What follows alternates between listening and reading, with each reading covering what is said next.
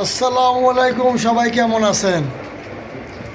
যাই হোক, অনেক দূর দূরান্ত পথ পাড়ি দিয়ে আমরা চলে আসলাম।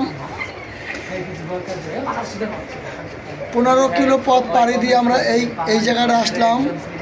এটা হচ্ছে ভাইরাল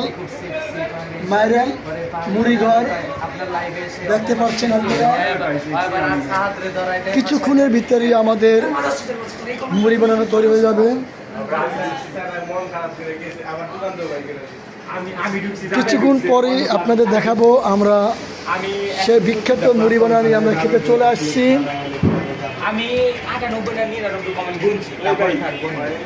দেখতে পাচ্ছেন আমরা 4-5টা বাইক নিয়ে চলে আসছি।